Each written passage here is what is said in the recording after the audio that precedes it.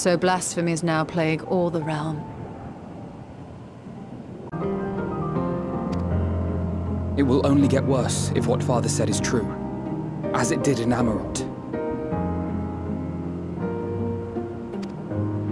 If that's our model, then shouldn't we expect the effects to grow more severe as it feeds off its own spread? As if people transforming into those monstrosities wasn't bad enough. If the flora and fauna, if the land itself turned against us. No one would survive.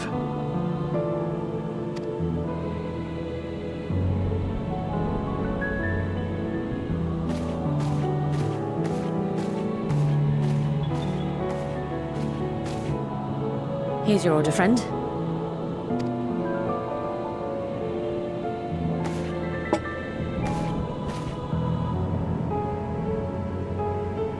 May you find comfort in these dark times.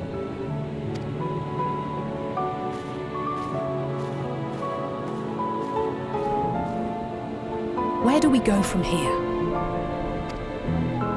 If there's one thing we've learned, fighting blindly and simply reacting to what comes will accomplish nothing.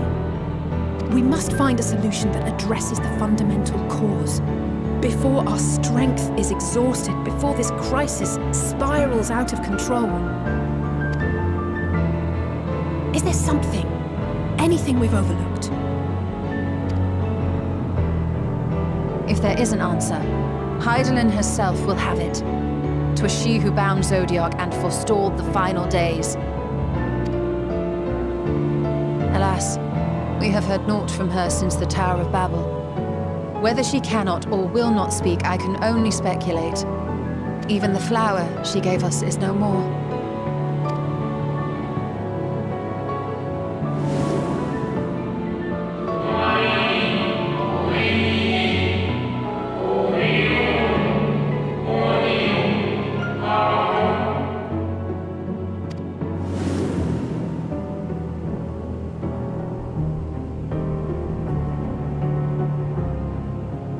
So advised the Watcher. But what could be the significance of that name?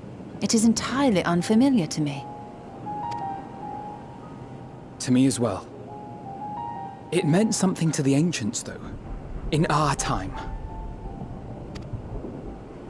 Most surely. Yet I do not recall a single mention of it in the records of Anida. Another dead end. And quite literally. It's not as if there are any ancients living we could go and ask.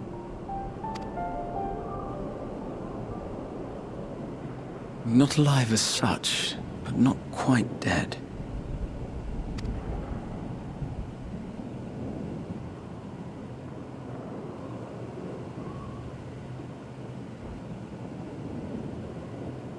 Elidibus. I sealed him in the white aurosite of the Crystal Tower back on the first. Contained within that reservoir of ether that maintains it, ether that is returned little by little to the sea, naught may remain of his soul. However, if part of it lingers, we might be able to speak with him there. I know we can no longer make that journey, but you, my friend, still can.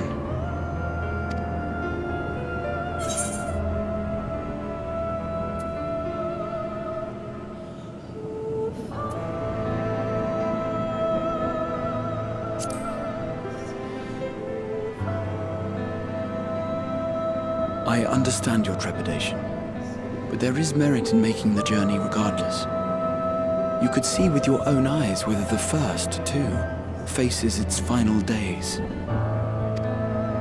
If nothing else, should we learn the first is safe, we'll have that much more reason to keep fighting the good fight. That said, the odds are not in our favor, to say the least.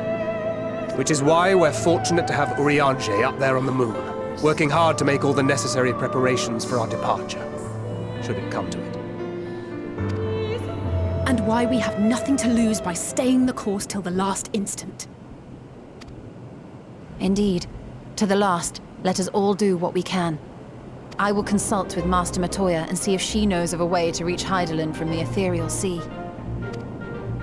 And I will visit the nation's leaders and attempt to ascertain how far the final days have progressed elsewhere. Keep me abreast of your findings.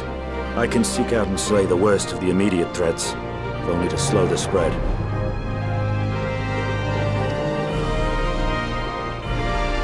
Unease, terror, despair.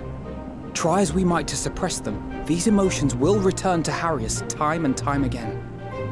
But when they do, remember this. Your friends and loved ones are out there somewhere, sharing in your struggle. You are not alone.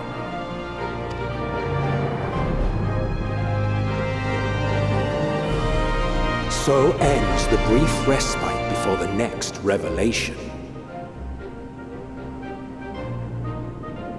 Yes, so much left for you to see. Where beginning ends and end begins.